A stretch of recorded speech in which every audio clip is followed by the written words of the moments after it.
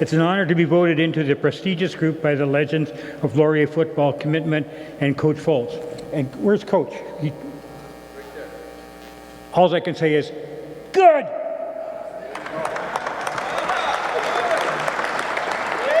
Back in 1970, a guy named Mike Mitchell took a chance on 7 players from North Bay. We had just finished, it was a men's league up there, and we were all pretty young to be playing in the men's league. But we went over to Sudbury and we kicked their butts for the championship of the Northern Football Conference. After the game, Mike Mitchell, who some of the older guys, even older than me, knew Mike well, and he got us down to Laurier. And just a minute, got to find where I am here. Practice. Oh, so I promised the kids that it's a long ride with 7 guys in a car from Sudbury to Waterloo Lutheran, and we get there, and I promised the kids. I said, I'll talk to Coach Tuffy Knight, and we'll get the morning practice off. I'm sure we'll get it off. I promise we'll get it off. So we get into the room. It's about 2 o'clock in the morning. We're exhausted. We're tired. We stink, and so we crash. And I'm saying, we won't have to get up. The door gets kicked open. Someone's hollering, you got 20 minutes to get down, get your equipment, and get on the field. I go, what? And we did it. And of those guys, let me see, Teddy Passmore, drafted, played in the CFL for, I think, 1 season. Larry Simpson, he was in the military in North Bay, and he mustered out of there, and I think he was with the Argonauts for years as a receiver. John Cater, he was also, he did a part of a scholarship, and then he came back and he came to Laurier. And Gordy McColman, who's passed, which is sad, but he played in pro football as well. But all these guys came out of a Laurier program, of which Tuffy was in charge of. Our coach was none other than Coach David Tuffy Knight. He was tough and no nonsense. He made it very clear, it's his way or the highway. And that's the god-awful truth. It was something else. But through the guidance, he showed what it really meant to be a football player and how demanding it took to be a player at Laurier. I owe a debt of gratitude to Tuffy for recognizing what it took to succeed. He never cut anybody from a team. He never cut a player off the team. That's unheard of. I don't think there's another team in the OUA or maybe in all of Canadian University that doesn't cut players. Not Tuffy. If you stay, you want to play football, stay. It's up to you.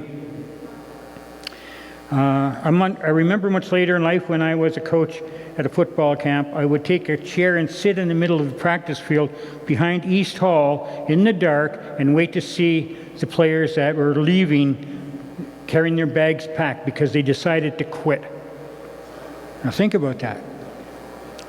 Practice is too tough for them, or so they think. And so rather than man up and wait till the next day and go and talk to coach. So I didn't like that. And the reason I didn't like it is because when I was a player, I tried that. I tried to sneak out, and I got caught.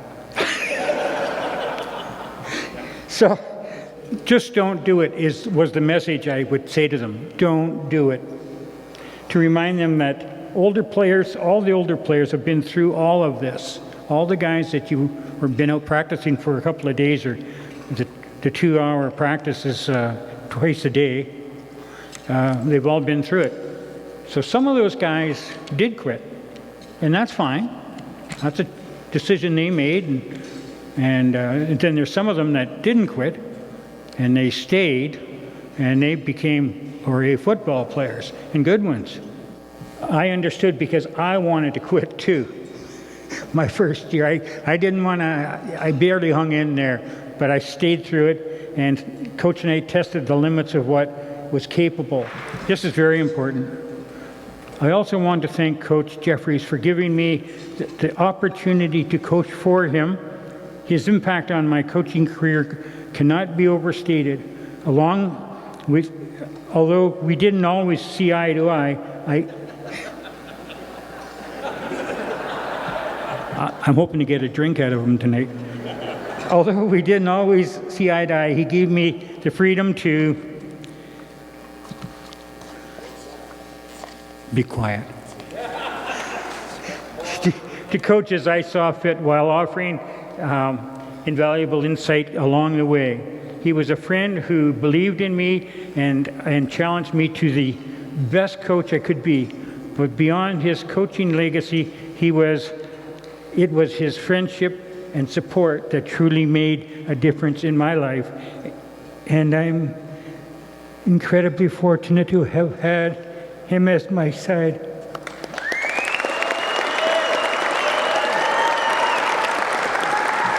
You're doing great. You're doing great. Thank you. He just told me he forgave the debt I owed him. I want to thank all of the amazing players I had in the privilege of coaching. You all work so very hard. Even more so, I am grateful for the relationship that developed as a long time. Even more important, I'm grateful for the relationships that developed at this small but mighty school. Can't emphasize that enough. We were a little school. I believe when we got here in 1970, KW High School had more students than us. True, very true. Recently, some of the boys from the 87 team came to my farm and helped me cut firewood. They're here too. They still got slivers. And you're coming back, right, guys? And folks,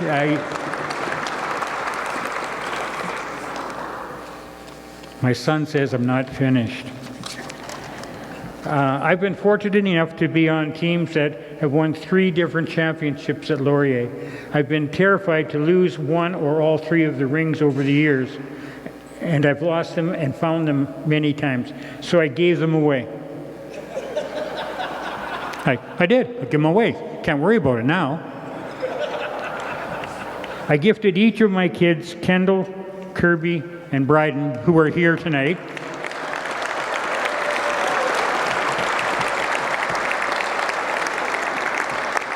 with that. Now, how am I going to give? I got these 3 rings, a Yates Cup, and 2 of the bigger ones that weren't as important. Anyways, lastly, but most importantly, I want to thank my incredible wife and boss, Ginny, and she's not here tonight. She's home taking care of the 2 sheepdogs and somebody else, I don't know. and her unwavering support over the past 50 years. Without them, none of this would have been possible. Thank you so much.